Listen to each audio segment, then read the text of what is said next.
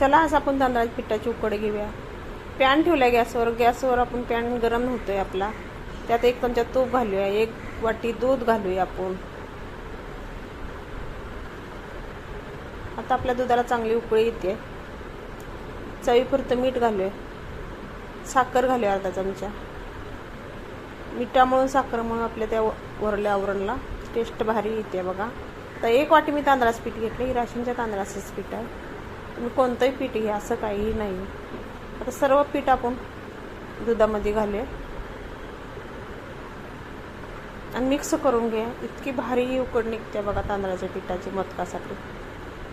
साधी सोप्या पद्धतीने आपण आज उकड बनवते आणि आपण मोदकाचं सारण पण बनवणार आहे. चांगले मिक्स करून घ्यायचं. मीठ साखर घातल्यामुळे आपलं वरलं मोदकाचं कोटिंग छान लागतं चवीला.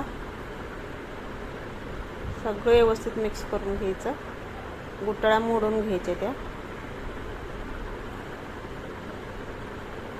आणि उकड अगदीच 5 मिनिटात आपली तयार होते बघा. ही जास्त वेळ पण लागत नाही.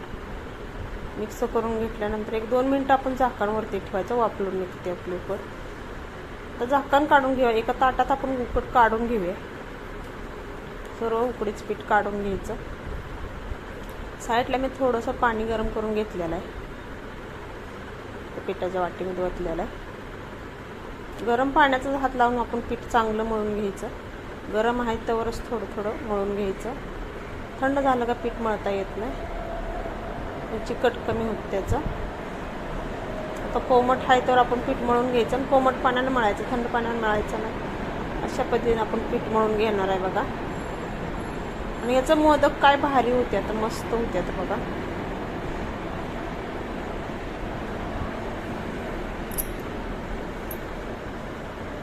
असं थोडं पाणी घालून घट्ट गोळा मळून घ्यायचा.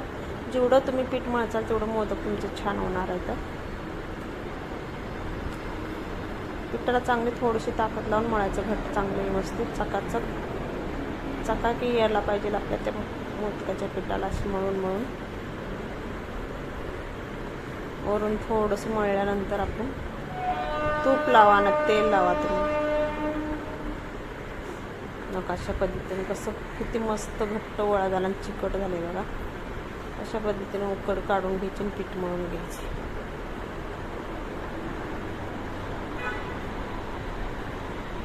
मळेल तेवढं छान आपलं पीठ तयार होतंय बघा मोदकासाठी.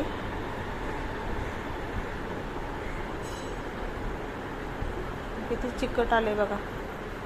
आणि कोण म्हणेल का राशनच्या तांदळाचं, ही राशनच्या तांदळाचंच पीठ मी घरी दळून आणलेलं आहे भाकरीसाठी. त्याचीच मी उकड काढलेलं आहे. तर आता आपण सारण बनवायला घेऊया. इथे 1 नारळ घेतला आहे मी आणि गूळ घेतला आहे. 1 अर्धी वाटीच्या वरती गूळ आहे. नारळाचा पाठचा भाग काढायचा नाही आपण.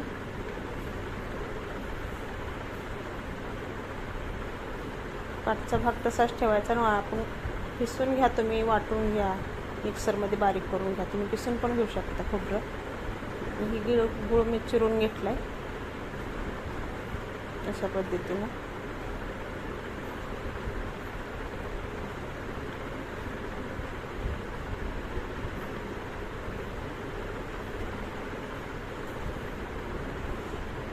आता आपण मिक्सरमधनं बारीक काप करून खोबरं वाटून घेणार आहे बघा.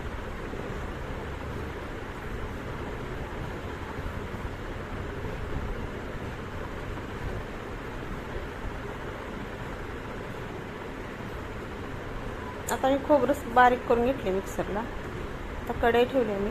कढईमध्ये 1 चमचा तूप घालूया.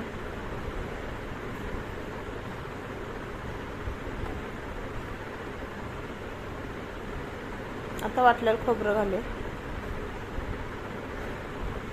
गुळात खोबरं चांगले मिक्स करून घ्यायचं. तूप, गूळ, खोबरं व्यवस्थित.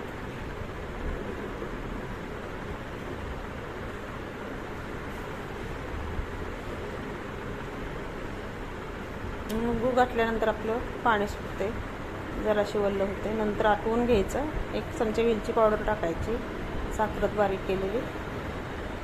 आता आपलं सारण तयार होते बघा पटकन आणि साईडला उतरवून ठेवूया आपण त्यांना. अशा पद्धतीने आपण मोदक तयार करून घेतले. तर धन्यवाद. Bye bye.